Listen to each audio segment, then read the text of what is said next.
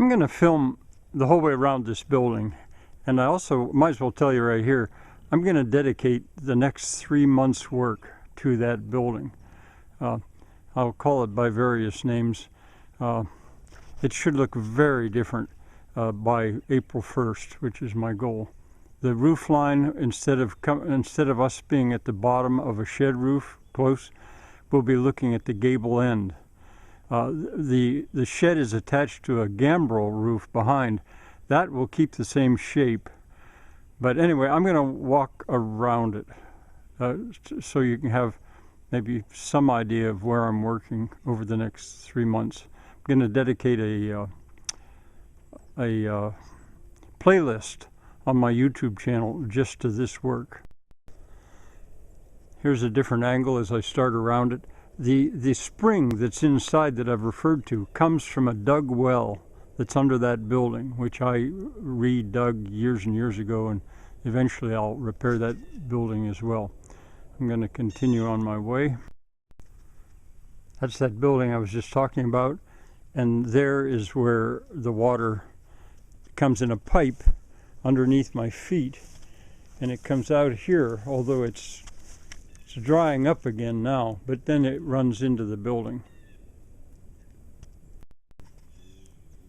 Here is where John Solnier and I were working, and I'm just about comfortable already to be able to go up on that roof and patch it. This roof won't be hard to patch, although I'm going to change the roof line itself, but that can go to a back burner now that we've got those posts in. That's interesting to me. That's what my littlest pig, Petunia's her name, she got in here. I let her in here, and that's what she did. I think it was yesterday. She's working along that contour line.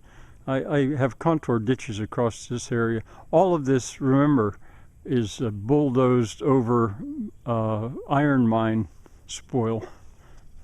All right, now this end. Here's where I've been working the last few days, repairing a floor. Oh, and I should probably back up a little. There, you can see that central part of that roof is basically non-existent, seemingly, the metal on it. The rafters are okay, and I can fix that quite quickly too, or at least repair it, when it's safe to go up there. But it's not yet. That's what I'm working on, so I can do that. Here's the water supply for this whole area.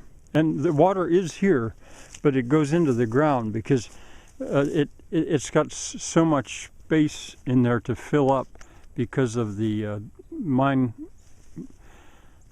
spoil that's been buried.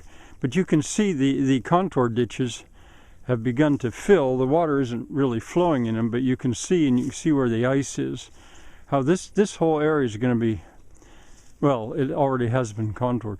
But my subject is that building, so I'm going to continue to go around. You can see that the posts have spread. Perhaps today already I'm going to start to work on drawing them together. That's the main reason why I have been reluctant to go up there and patch that. And another thing, that area right there is a problem, but to safely get up there, I've got to work on the roof right below it.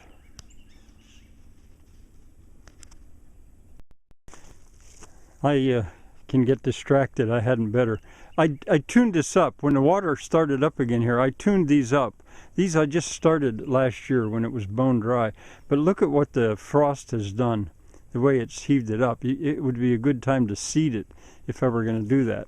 And you can see that, you can see evidence of these other contour zanjas. And there's going to be an aqueduct go from right really where I'm standing right along just about where the shed roof exits the building, right about at that height on out through. But I can't do that until maybe May. I got to worry about closing the barn itself in. Here's a particularly scary looking area, and I'm going to actually start to work on that a little bit today because I've got to get that safe enough to be on to really patch that roof up there. Now that platform that's coming out from the barn, I'm going to tear that off. I don't know if I'll tear it all off today. I may. Since I don't nail anything, I can take it right apart. And also the pigs get underneath there and they heave it up, so which is why it looks like it does. This looks like quite a disaster, I realize, but that's fine. I can deal with it.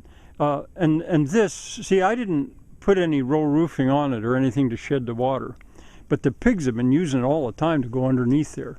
And so if I tear it apart today, which I think I will, I'll very soon put it back together because the pigs like to go under there. I want them to do their archaeology work here, because this is where an original building was, and if I throw corn in here, the pigs will gradually clean that all up.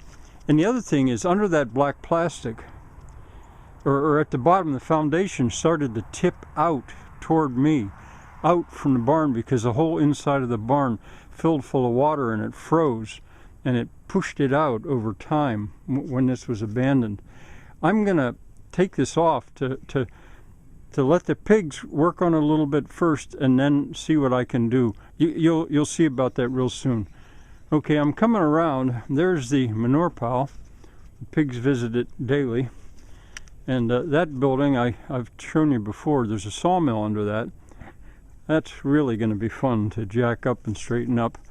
But that's fun. For the time being, that roof is serving the pigs when they happen to be over here when the weather gets foul. Mostly I keep them on the other side. And now finally I'm coming around. Ugh, this is rough.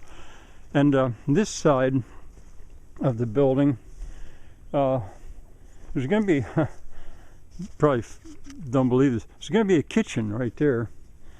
Where that tank is with the doors on the front, that's going to be a massive furnace. I'm not going to go inside in this video because I'm going to spend most of the next 3 months inside there. But now this is a reference, so you've got some idea of where I am.